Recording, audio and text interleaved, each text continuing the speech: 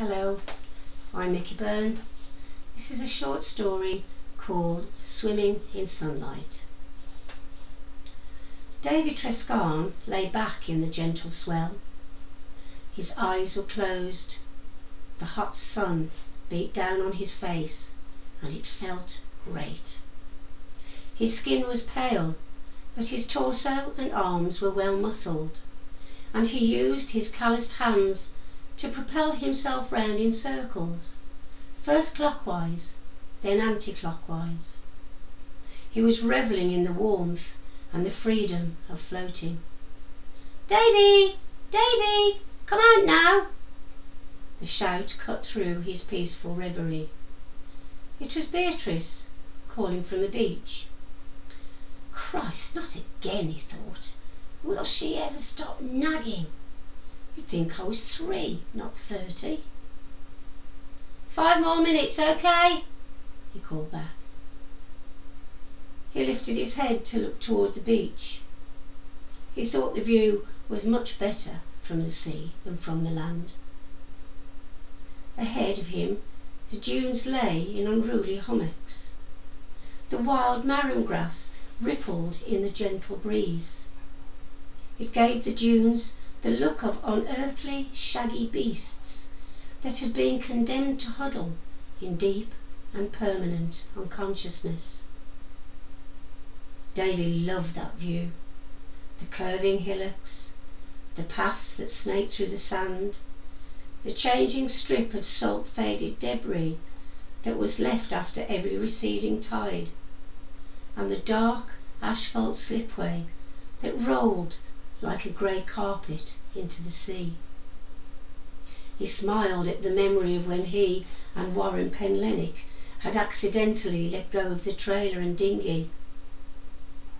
The whole contraption had slid forward. The dinghy had launched itself, and the trailer had ended up in 4 feet of water. He and Warren had been left lying flat on their backs on the wet tarmac. They had laughed their heads off. He remembered the early morning runs and the sound of his feet slapping down hard on the wet sand.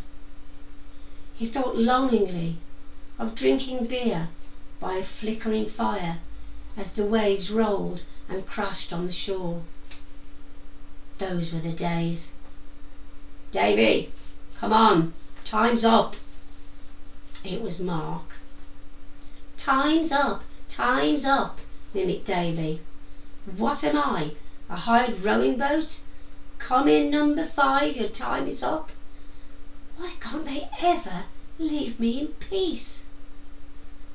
"Davy, can you hear me?" It was Mark again. Yeah, whatever," muttered Davy to himself. He could see Mark standing on the shore, frowning in that intense way he had. Davy raised his right arm, middle finger stiffly extended, and jerked it upwards, just once.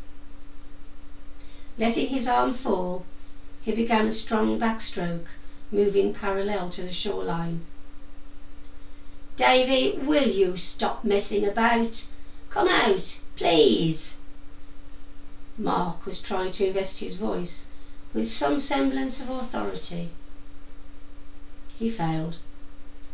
Davy ignored him and used his hands as flippers to rotate his body so that he was facing the beach again.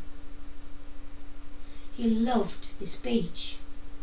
He'd been coming here since he was a boy. He loved all its moods and all the different faces it wore.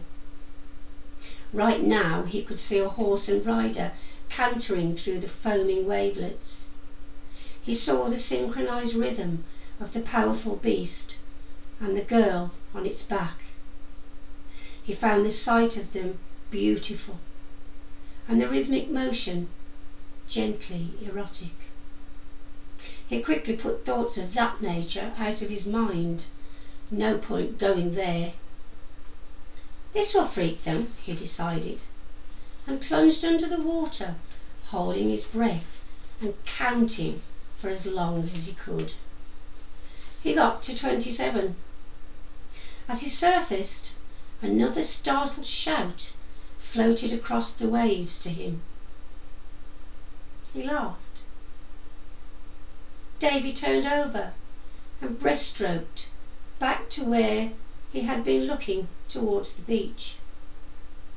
The swell had pushed him closer, and he could see Beatrice gnawing her thumbnail. Mark looked like thunder. Oh well, Davy thought, I've wound them up enough.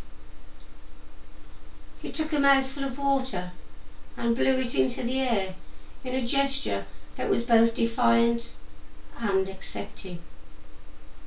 He screwed his eyes shut as the salt water splashed his face. His eyes were beginning to itch from sun and salt.